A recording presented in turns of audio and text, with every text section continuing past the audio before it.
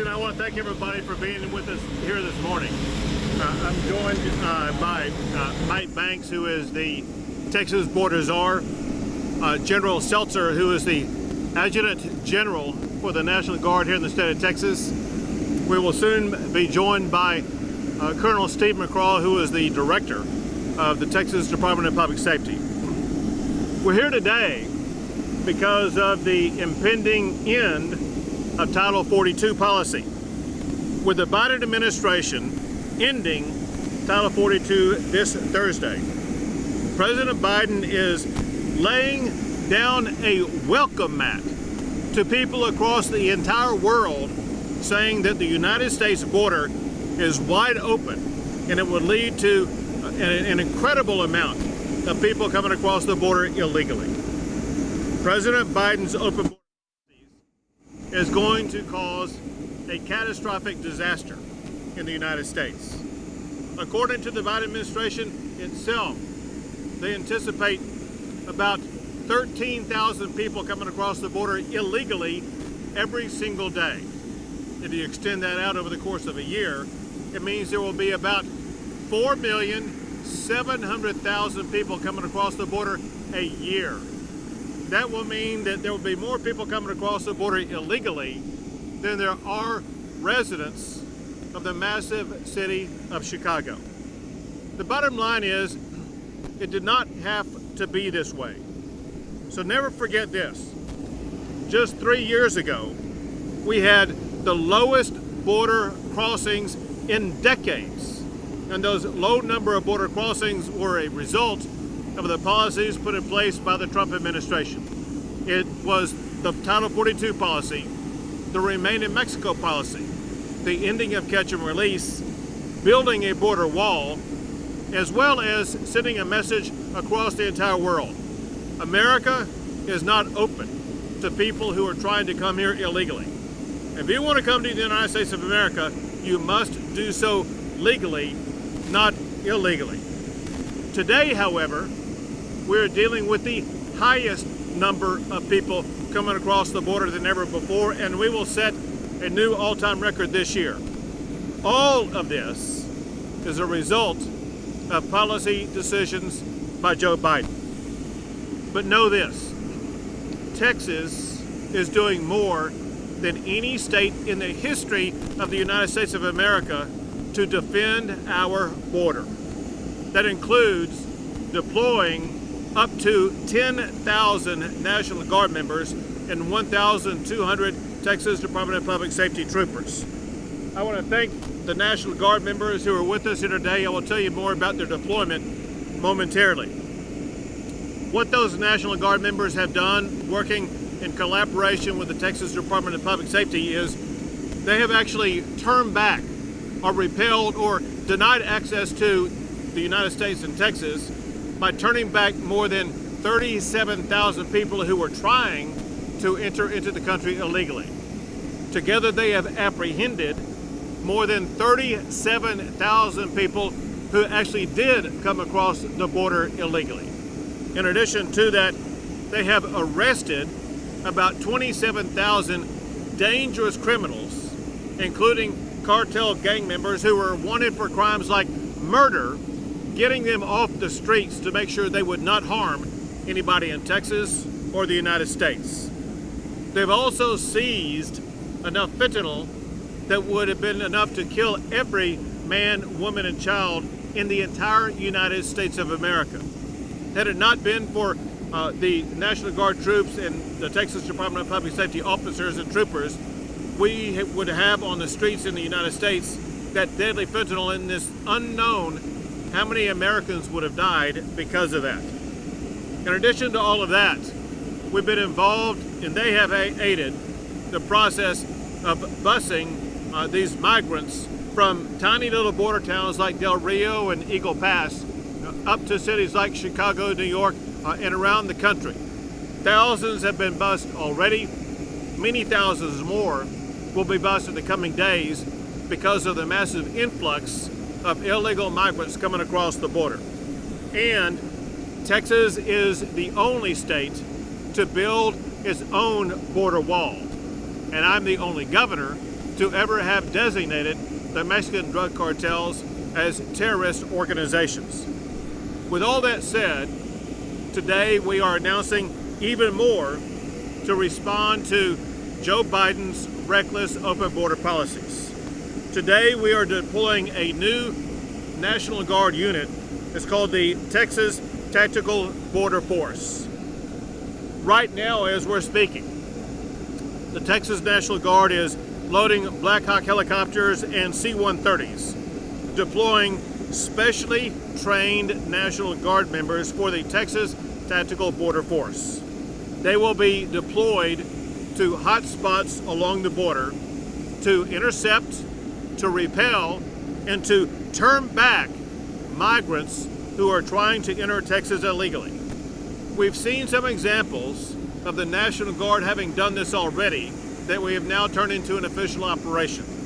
If you go back to last December before Christmas, there was a long line of migrants trying to get into and actually getting into El Paso. They were lined up in long lines of getting into El Paso. And we deployed a unit somewhat like this. This was a precursor of today's announcement. And what that unit did is they built massive miles of concertina wire border barrier that in 24 hours stopped the influx going into El Paso, Texas, and it has remained effective since that time. Another thing, this has happened within the last day or two. Until a couple of days ago, there was a border crossing in Brownsville, Texas, where migrants were in the thousands, had to make a short raft trip from Mexico into the United States. We identified that hotspot where a massive number of people were crossing the border illegally. We deployed the National Guard to the location to close down that crossing, and now that crossing is shut down.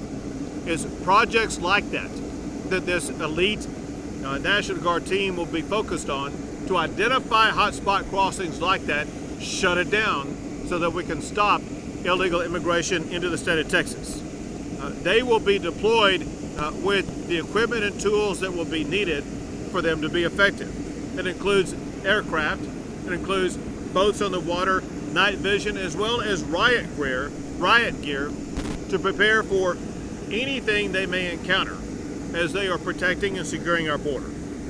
The Texas Tactical Border Force, it bolsters Operation Lone Star to secure the Texas border amidst the chaos caused by Joe Biden eliminating Title 42. In addition to this deployment today, we're working on laws this session that I hope will pass later on this month that will give me and the state of Texas even more tools to do an even better job of securing our border. One is to make it a felony to illegally enter the state of Texas from Mexico. That felony will entitle us to be able to do one of two things: either to arrest these people and jail them for a felony, or alternatively to return them back to Mexico. We will also make it a felony for anybody who's operating or involved in any way in a stash house. And we will make it a 10-year minimum jail sentence for people who are smuggling in the state of Texas. Now, with regard to smuggling, one thing that we've always been dealing with are either cartel members or the gangs who work in conjunction with the cartel members in the state of Texas smuggling people. We've seen a dramatic increase in average everyday Texans involved in the smuggling people, including an employee of a district attorney's office here in the state of Texas. That's reprehensible, and we want to shut it down. Any Texan or anybody in the state of Texas caught smuggling illegal immigrants will be spending a minimum of 10 years behind bars in the state of Texas. With that, I will pass it to Mike Banks, the border czar here in the state of Texas, if you use the mic down there.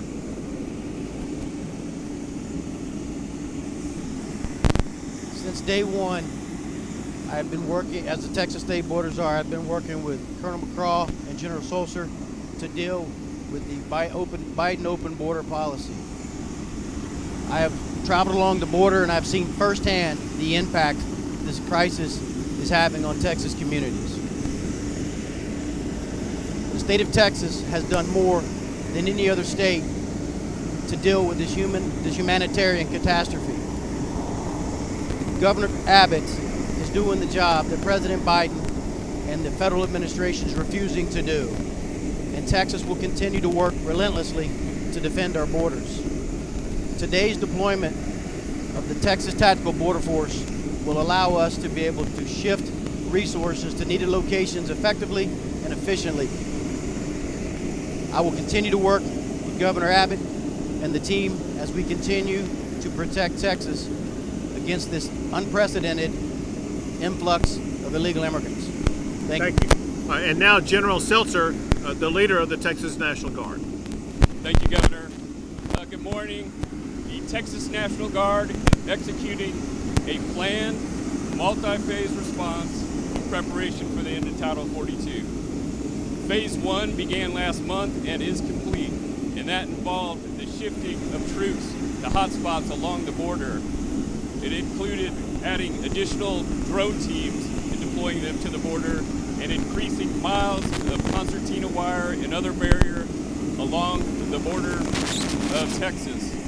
An example of Phase 1 operations was the movement last month of 200 additional troops to El Paso, the deployment of a drone team to that area, and the emplacement of 22 miles of barrier, which is protecting the southern approach into the city of El Paso. Yesterday, we began Phase 2 of this operation, which is the deployment of 2 quick reaction forces composed of military police units. One quick reaction force is currently in El Paso. The second quick reaction force is deploying today from San Antonio and will arrive in the Rio Grande Valley this morning. Phase 2 will be complete today. What you are seeing behind you is Phase 3 operations, and that's the calling up of the tactical border unit that the governor spoke of. This unit is composed of over 450 personnel. Today you're seeing 2 elements of that unit deploying to El Paso. Additionally, you will see helicopters taking off from the ramp down south of here, deploying an advanced party of the tactical border unit to the Rio Grande Valley. Tomorrow, the same operation will occur again with 2 elements of over 200 personnel moving to the Rio Grande Valley. By tomorrow, Phase 3 of this operation will be complete.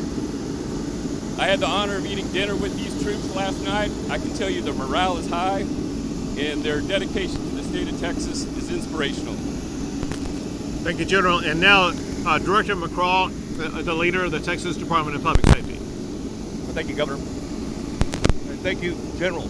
Your outstanding men and women do a tremendous job on a daily basis, so God bless them. The Governor's directed the Department of Public Safety to increase our resources at the border. Specifically, we're going to be deploying hundreds of troopers from around the state, enhanced tactical teams, field force operation teams to the border to hold the line. He's made it very clear there's 29 places you can cross in the U.S. legally, and that's where they'll cross. It's a job of Texas military forces and the Department of Public Safety, assisted by our Texas game wardens and other state resources, to hold that line and ensure that's the only place that they cross at. Governor, thank you for your leadership. Thank you. We'll take a few questions.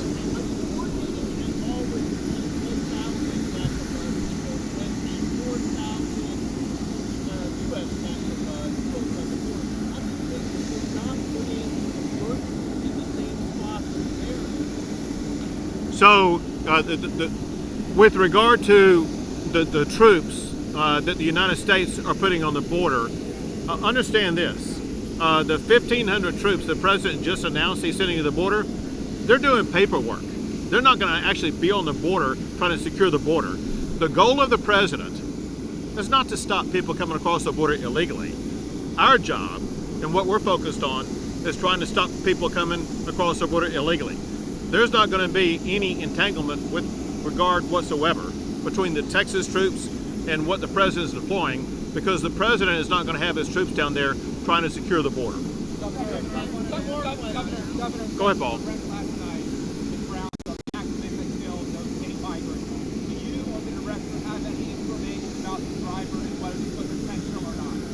So last night I spoke with the police chief of Brownsville to learn more information, as well as communicated with the county judge in Cameron County, which is where Brownsville is located. Both of them said that because of the circumstances, there is a massive ongoing investigation to identify exactly what happened, and they expect information to come out today where they can tell the public a lot more about what happened, if it was or was not intentional, the circumstances of the driver, and continue to work with regard to the victims.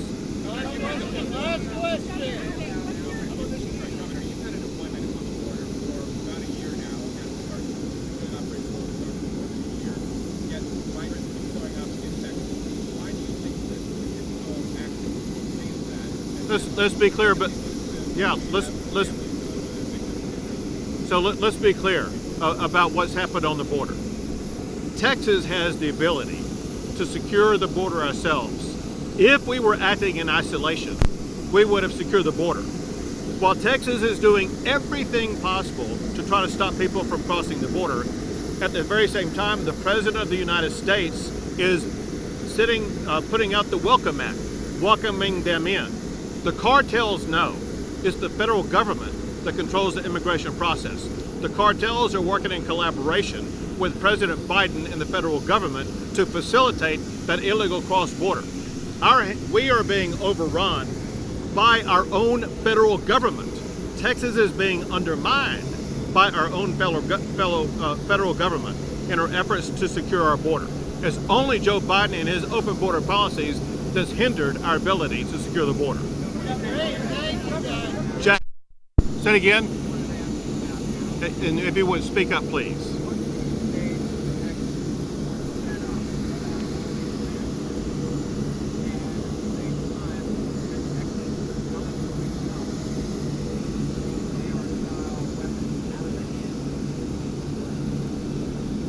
So first, obviously, we're extraordinarily concerned about the devastation that's happened to the families affected by what happened in Allen, as well as the entire Allen community. I was in Allen last night to visit with people in Allen, but just as important, to visit with law enforcement, investigators, leaders in the Allen and Collin County community to get to the bottom of what's going on. One thing I know that the people in Allen, but especially the families, they want to know right now why this happened, how it happened. And the investigators were unable to provide specifics at that time. The first step to leading to some type of resolution here, as well as providing information about the response needed from the state of Texas, is to know exactly why and how this happened. I believe in the coming days, the public will be much better informed about why and how this happened, and that will inform us as Texas leaders about next steps to take to try to prevent crimes like this from taking place in the future.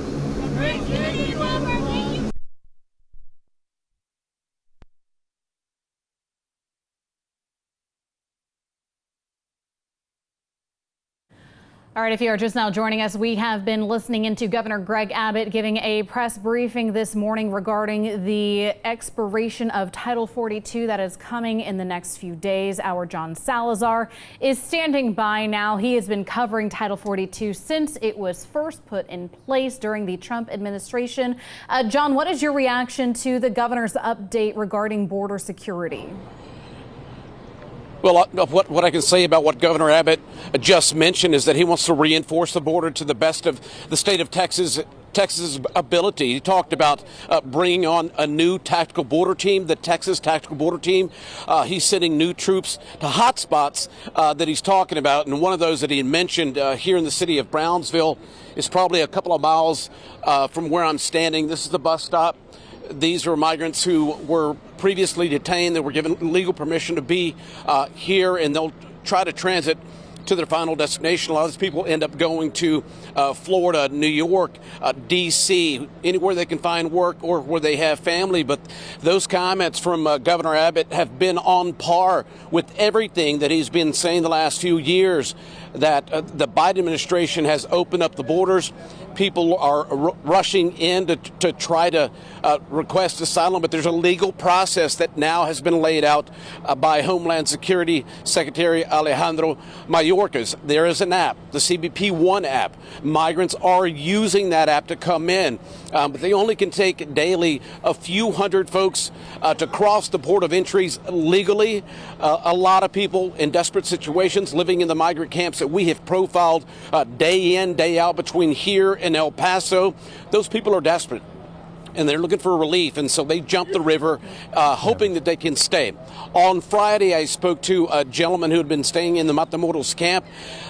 Prior to him getting in the river, he said he was going to wait it out to see if that CBP One app would give him an appointment. It did not. He jumped the river. He was detained, and they sent him right back to where he started in that encampment. So expect more forces down here on the border, both from the state of Texas and the federal government, because the federal government was clear, Mayorkas was clear on Friday, that the border is not open. You must use legal channels. But what we are seeing, those that come in who are processed, a lot of those end up staying here, and they end up in transit here at this bus station in Brownsville. And John, one thing that struck me about the governor's press conference, he mentioned making it a felony for people crossing into the U.S. from Mexico, also making it a felony for smuggling. And what do you think is going to be the effect of that if it does come to fruition? You know, we're going to have to wait and see on that one, but I can tell you right now that all the migrant shelters in the border regions are full on both sides, in Mexico and the U.S., as more and more people come in. And so if they want to, tighten up the rules and make this a felony for crossing the river when people are just looking for some help from the American government, we're going to end up filling up our jails. We're going to end up filling up the detention facilities that the federal government has now put in place to try to deal with the flow. The expectation is that there will be 13,000 people daily come in after Title 42 is lifted on Thursday. I believe we're seeing that number right now from that hotspot point in Brownsville that Governor Abbott had mentioned. We had been profiling that 2 weeks prior to Governor Abbott even becoming aware that was happening. We were watching the flow from Mexico. We're watching it on the U.S. side. From that one point, there was up to 2,000 people every day crossing.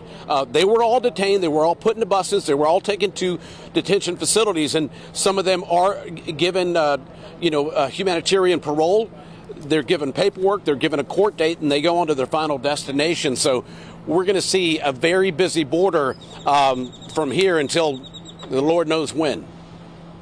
And John, we heard the governor announce essentially an extension of Operation Lone Star, this Texas tactical border force to actually be on the ground, the boots on the ground for these hotspot crossings. That's and right. The governor mentioned the fact that President Biden sending 1,500 troops, but they're mainly for administrative work. Talk to us about the difference between Governor Abbott's men that he is sending and what President Biden is doing, because 13,000 crossings daily, is that even enough? Well, I can tell you what I've seen from the Texas forces, Alex, up and down the border between here and Eagle Pass, Del Rio.